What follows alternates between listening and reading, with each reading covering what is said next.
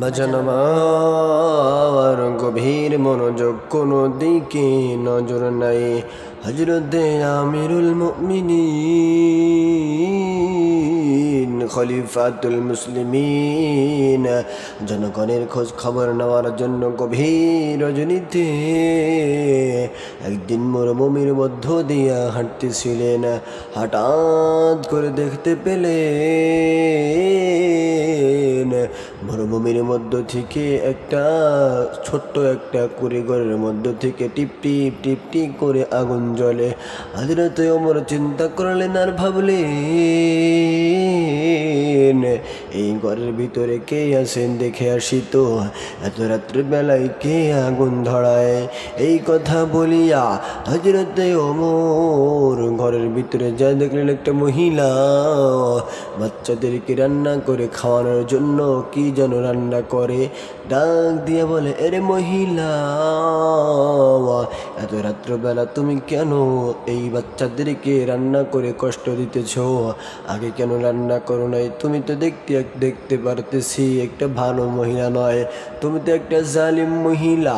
হযরত ওমরের এই কথা শুনিয়া এই মহিলা বলে, ও ভাইয়া, তোমাকে তো চিনি না, তুমি আমাকে জালিম বলতে পারো না, কারণ তুমি তো জানো না আমি এই পাতিলের ভিতরে কি দিয়ে নাড়াচাড়া করি জানো নি? শুধু একটু পানি দিয়ে আর পাথর দিয়ে নাড়াচাড়া করতেছি আর বাচ্চাদেরকে বলতেছি, ও বাচ্চারা, গোস্ত রান্না হচ্ছে, তোরা একটু পরে খাবি। কিন্তু ভাই, আমার বাচ্চাদের পেটে এমন ক্ষুধার কারণে তাদের ঘুম আসে না। হযরত ওমর এই কথা শোনার পরে হযরত ওমর বলেন, এই কথা যখন আমি শুনলাম আমার পায়ের মাটি সব সরে গেল মনে হচ্ছে। দৌড় দিয়া বলে, ও মা, তুমি একটু দাঁড়াও গো, দেখি তোমার জন্য কোনো ব্যবস্থা আমি করতে পারি কিনা। এই কথা বলিয়া হযরত ওমর একটা দৌড় দিয়া বাইতুল মালের কাছে চলে গেল আর হযরত ওমরের খাদেম আসলামকে ডাক দিয়ে বলে, আরে আসলাম, তাড়াতাড়ি করে বাইতুল মালের দরজা খুলে দাও।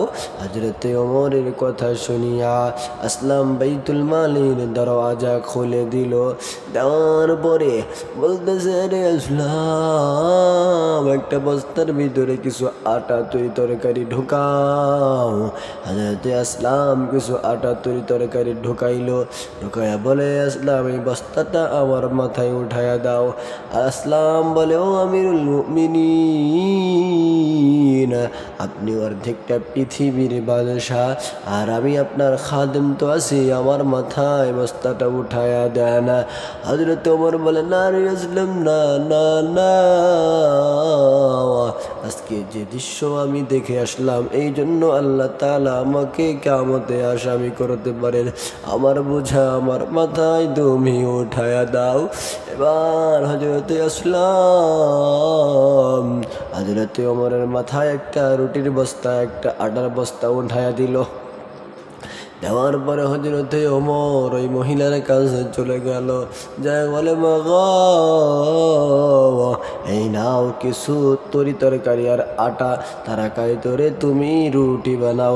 আর হযরতে ওমর নিজে তরকারি কোটায় সাহায্য করে দিলেন। করিয়া হযরতে ওমর বললেন, মাগো তুমি খাও, আর বাচ্চাদেরকে নিজে কোলে নিয়ে খাওয়াইয়া দিতেছেন।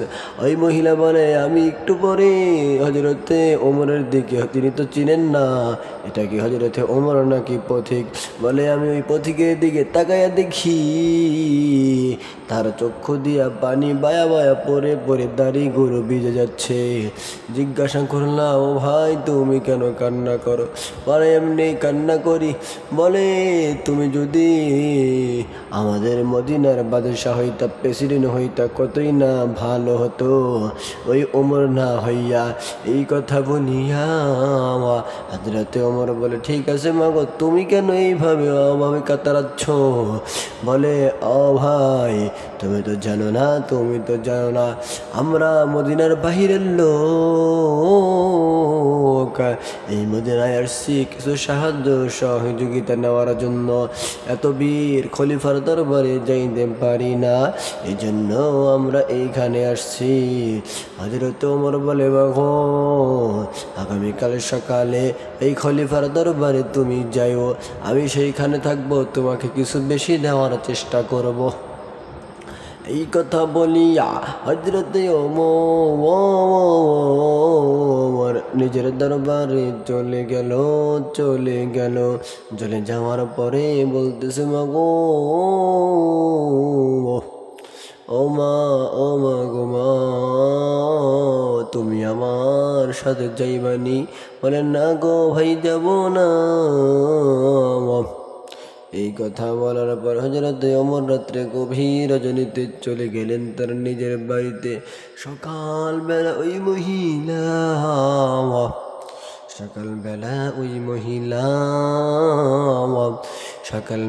ওই মহিলা অবাজান আয়েশা দেখে, যেই লোকটাকে আমি বলছিলাম তুমি যদি মদিনার প্রেসিডেন্ট হইতাম না হয়, সে আমারই তো খলিফাই তো দাঁড়া রয়েছে মসনদের ভিতরে। আহারে গত রাত্রে কতই না কষ্ট করলো। ওমরকে যায় বলে, ও খলিফা, আপনি আমাকে মাফ করে দেন, আপনি আমাকে মাফ করে দেন। গত রাত্রে যে কষ্ট আপনি আমার জন্য করেছেন তার জন্য আপনার কাছে আমি ক্ষমা চাই। ওমর বলে, না গোমা, না না না না, তুমি আমার কাছে ক্ষমা চেও না, উল্টা করে আমি তোমার কাছে ক্ষমা চাই। কেননা তুমি বলার আগে আমি তোমার খোঁজে নিয়ে তোমাকে খাবার কেন পৌঁছাইতে পারলাম না, এই জন্য আল্লাহর দরবারে তুমি আমার আসামি করিও না।